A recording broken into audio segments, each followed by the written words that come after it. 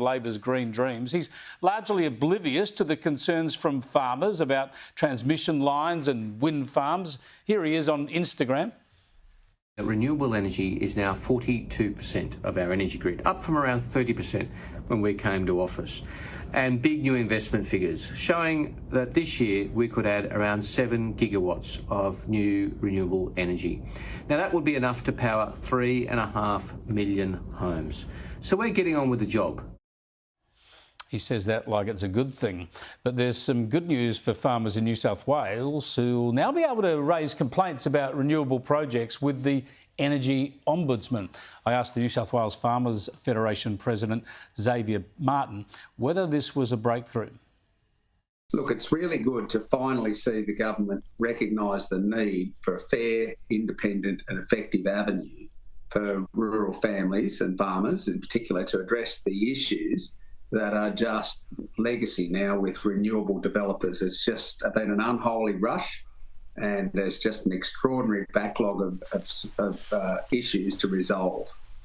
There's just so many controversies around the country, whether it's offshore wind turbine plants, whether it's transmission lines, whether it's solar farms or wind farms on agricultural land right across Australia.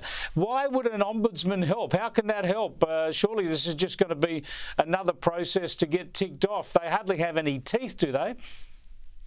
Well, we need them to have teeth. And look, Chris, I refuse to call them farms. Farms produce food and fibre, and these wind complexes and solar installations are not farms. What they are is a very ill thought through and unplanned, unholy rush, just a taxpayer subsidised mess. And that's why we need an ombudsman with teeth that gets out there, comes to grips with all the issues. We accept at New South Wales Farmers Association that there's a push from all sides of politics and big business with that taxpayer carrot dangling in front of them to get into all these so-called renewables. And they all have this desire to get things done immediately, if not yesterday. But farmers are used to this sort of nonsense. We've seen it before. And we need to make sure it's done well, that it's got to be the right thing in the right place, done the right way, not just a great big mess that takes our precious productive potential away. The next thing, we're running out of food and clothing.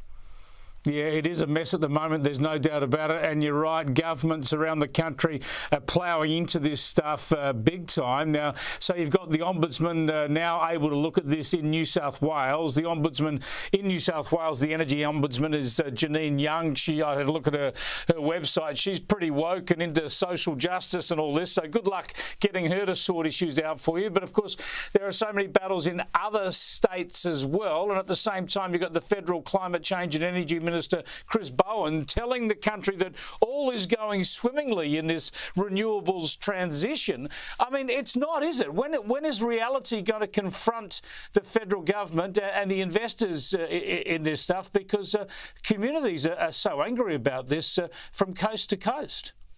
Oh, absolutely, Chris. And look, we've seen enormous turmoil right across the landscape, and we've actually taken the State Treasurer, the State Energy and Environment Minister and the State Agriculture Minister. To their credit, they've come out to the Central West Orana region and seen firsthand the tomfoolery that's gone on, the ridiculous decisions that have been made to take the cheapest upfront options and just pick one, overhead transmission lines. What a nonsense. Undergrounding of grid lines is occurring all over the world because it's a solution that saves money in the long term, saves on maintenance, reduces transmission losses, preserves valuable farmland, reduces bushfire risks, these are all important things.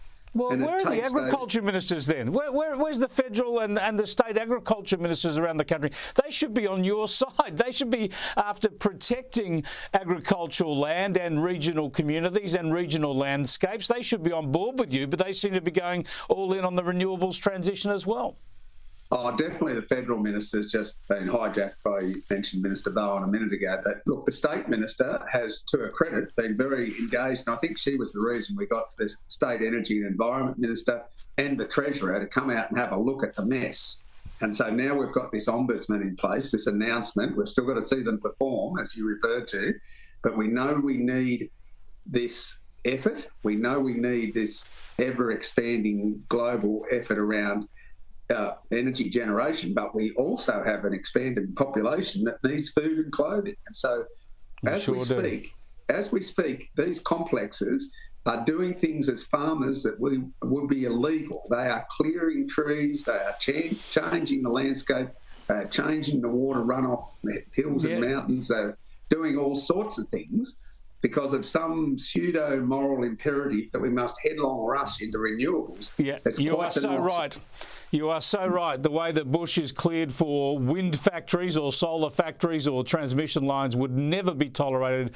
The laws prevent farmers from clearing land on that scale. Absolutely. Thanks for joining us, Xavier. Continue the battle. We'll keep in touch. Thanks, Chris.